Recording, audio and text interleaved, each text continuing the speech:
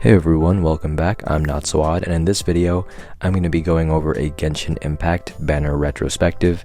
I kind of laid it out in a tier list format, as you're going to see, but don't let that discourage you. If you love these banners and you love these characters, I hope you summoned on whatever you loved anyway. But this is just me looking back and taking a look at every banner, how good they were, how bad they were, through the perspective of a free-to-play mobile player with low mechanical skill. Basically someone who's a scrub like myself. I have a few biases here, obviously, because I'm a free-to-play and I play on mobile, so I don't like characters who require high mechanical skill to use, so any excessive aiming or multiple animation cancels.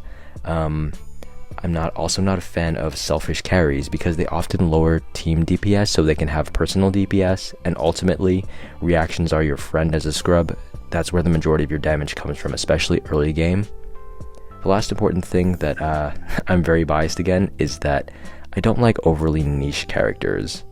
So characters that serve like one specific use, like a one and done type character, don't really love those.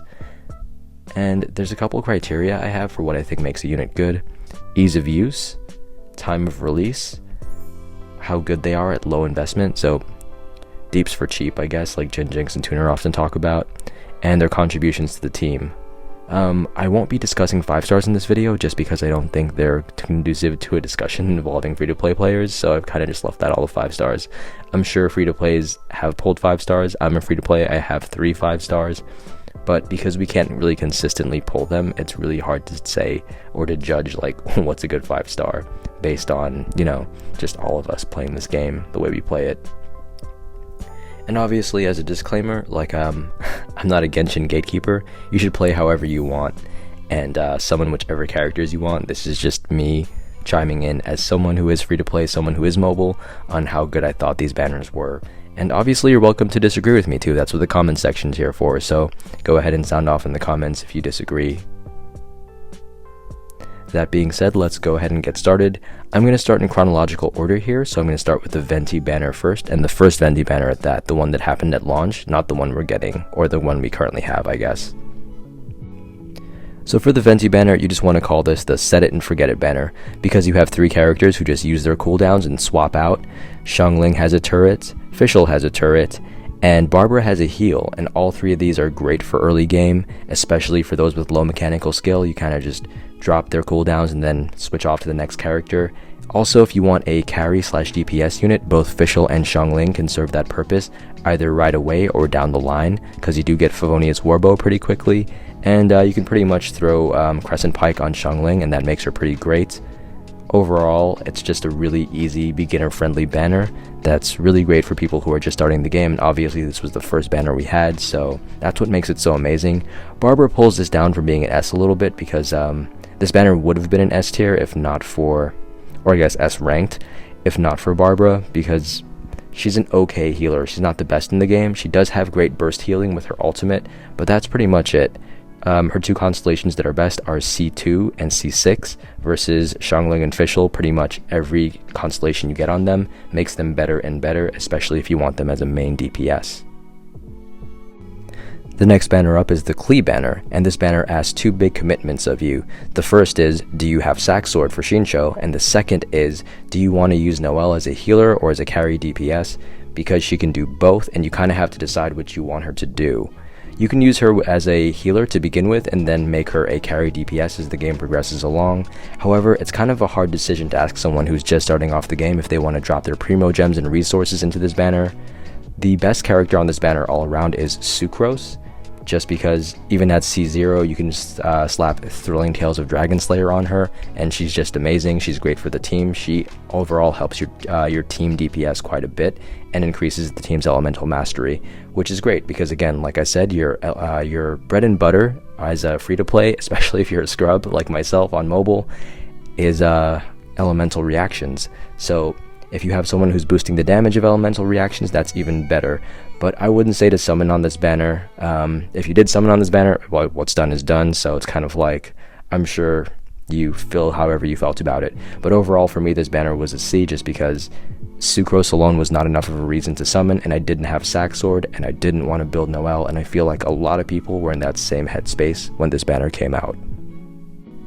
Moving up from C rank into B rank, we have Tartaglz Banner. And this banner is pretty good. We have Ningguang, who actually is a great DPS, and she's not incredibly selfish. She can actually swap off fairly easily. She uses her ult very quickly, and then she can swap into another character, unlike someone like Noelle, who needs to stay on the field to use up her ult the entire time it's active.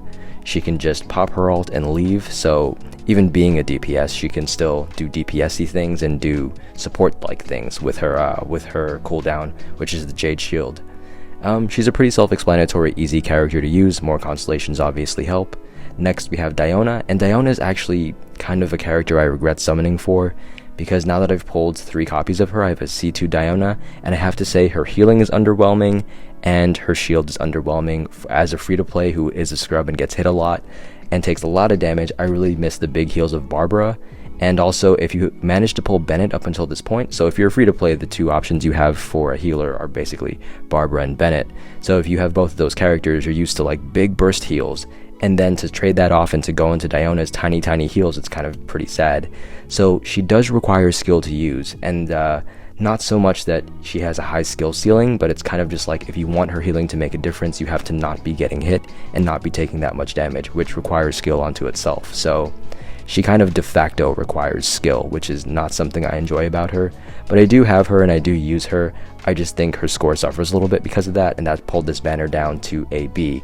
Also, we have Beidou, who's an incredibly fun character to use, except her counter actually requires you to be good at countering. You just need to be very timely with that, so if you miss the timing on it, it does less damage.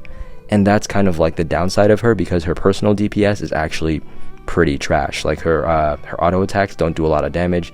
Same thing with Diona. Auto attacks, obviously that's not what she's used for, but her personal DPS on Beidou just not the best at all, but her ability to throw out big burst damage with her perfect counter is just amazing. But again, that requires skill. So you have 2 units that require skill and 1 unit that doesn't, so I would say that's what puts this squarely in B. The next banner release was the Zhongli Banner, and we're back down to C rank. Now that we're here, we can see we have Razor, Chongyun, and Xinyan, all of which are good units by themselves, but I think they're all a little bit problematic, and when you put all 3 of them on the same banner, it just drags it down to a point where it's just not worth summoning on for free-to-plays, I felt like. You have Razor, who is a very selfish carry. He needs to be on the field for the entirety of his ult, much like Noelle. Then you have Chongyun. Chongyun has very specific, what are they called? Specific synergies. And the thing is, if you want cryo application and you pull Diona, well then you have Diona, who's better at cryo application. And you also have Kaya, who you got for free if you want very quick, low cooldown cryo application. So it's not like you need Chongyun to do anything that's cryo related unless you're going for a freeze comp, which is, you know, like it's to get all pieces of a freeze comp off different banners is kind of hard to do. I suppose you can kind of sort of do it with Barbara, but it's not the best. And then the last character we have here is Xinyan. Xinyan, I feel, has like very niche uses. She's fire, which is a great element. Her personal DPS is bad, like with her auto attacks. Same thing with Chongyun. Chongyun actually has the lowest, I want to say he has the lowest auto attack damage in the game. It's lower than Barbara's even. And then, so let's get back to Xinyan. So she has a great element, which is fire. Fire has the best reactions in the game, and like I said, reactions are your bread and butter. But at the same time, she makes a shield. Her ult kind of yeets everyone up in the air and a radius around her, which I feel like it's just alright. I don't feel like she's an amazing character. I feel like she has very specific and niche uses for cleansing statuses on certain floors of Spiral Abyss, but outside of that, I feel like she's not an amazing character. So you have 2 niche characters in Chongyun and Xinyan, and then you have Razor, who's a selfish carry. So all 3 of those things combined, I feel like puts this definitely in the C rank. So here we are at our first S rank banner, the Albedo Banner. The free-to-players and a lot of other players refer to this as the Bennett Banner, which is reasonably so, because Bennett is a great carry, a great sub-carry, and a great healer as well. So he does 3 things great. Some people will say Noelle can heal, Noelle can carry, but at the same time, Noelle really hurts her team DPS because Geo does not cause any reactions, and Noelle doesn't buff her teammates as well. Bennett does this. Bennett benefits his team by creating a buff zone, and he benefits his team by healing, and he doesn't need to be on the field after he drops his heal. He can just drop his healing and leave and swap out to someone else. Speaking of swapping out to other characters, let's talk about Sucrose, because Sucrose has the ability to also benefit her team DPS. So that's 2 characters that benefit team DPS as a whole. And then I guess you can also count Fischl in that category as well, because Fischl can leave her turret on the field and swap out. And getting more constellations on Fischl is definitely amazing. We got a free copy of Fischl through an event, so I think I was at a C3 Fischl when this happened, so I actually got my last 3 copies, and I officially have a C6 Fischl personally. So in general, I feel like this is an S rank banner just because you have 3 characters who really benefit the team DPS as a whole. And that can't really be said of any other any other banner we have out here. Just Barbara's good, but again, Barbara doesn't buff her team the way Bennett does. And here we are at the Ganyu banner, and we're seeing Xingqiu and Noelle again, this time with Xiangling instead of Sucrose. So I didn't put this banner a little bit higher this time because Xiangling is better than Sucrose. Xiangling isn't better than Sucrose. Xiangling, I would argue, is actually worse because she doesn't boost your team DPS as much without a pyro character on the team. So yeah, make of that what you will. However, I put it a little bit higher this time because the probability that you've acquired a sacrificial sword is a little bit higher, so it may be a good time for you to pull for Xingqiu. And if not, maybe you've made up your mind about Noelle and you're kind of like, hey, you've decided to build Noelle, or you now have the resources to really dump into a Noelle, so this is a good time for you to pull. If none of these things are true, if you do not have the sacrificial sword, if you decided you do not want Noelle and you don't want to build her, nor do you have the resources, then this banner is back in C rank. But I think all around, if you have any of the things I mentioned before, like if you have that sacrificial sword and if you made the decision to build Noelle or have the resources to build her and you're kind of like, yeah, why not, then this could be a good banner for you, which is why I gave it the benefit of the doubt and I put it up in B rank. Here we go, back to the C rank for Xiao's banner. And you kind of already know the reasons. Diona, not a burst healer, but she is a good healer if you are skilled, but this banner is, sorry, my ratings here are not about how skilled you are, it's about how not skilled you are. So if you're not a skilled player, Diona's probably not the healer for you. I know she has a shield, I know she has some healing, but it's just not amazing. Yeah, then we have Albedo, who I said is conditional based on your ability and your skill to land those counters in a timely manner. So also a skill character, so we have 2 skill characters, and then we have Xinyan, who is a niche character with a good element. So 1 niche character plus 2 skill required characters equals a C rank banner overall. Going straight back up to the A rank, we have the Keqing banner. On this banner we have Bennett, again, great character, and we have Ningguang, again, also great character, and then we have Barbara holding this banner down. And the only reason I'm putting this banner a little bit lower is because of, it would typically be an S rank, but again, Barbara's just going to pull this back down to A, just like it did for that first banner. At this point in time, you probably have a C2 Barbara because we got 2 free Barbaras, one at rank 20, and one was given to us on, I believe, 1.1 launch or 1.2 launch, I can't remember which, but we got 2 free Barbaras. So if you've been playing since launch, this is probably not a great banner for you because you want to avoid Barbara as hard as possible. But if you decided, hey, you want to commit to a C6 Barbara because you've decided you really want that revive, this is an S tier banner, or an S rank banner rather. The same thing with Bennett. If you have a close to a C6 Bennett, you probably don't want to get that C6 because I'm sure many of you know by now that C6 Bennett is a very niche hero because he doesn't require anything. He actually changes everything in his healing field. All the melee attacks turn into pyro, which isn't good. It kind of just like, it limits the team comps he can be used on.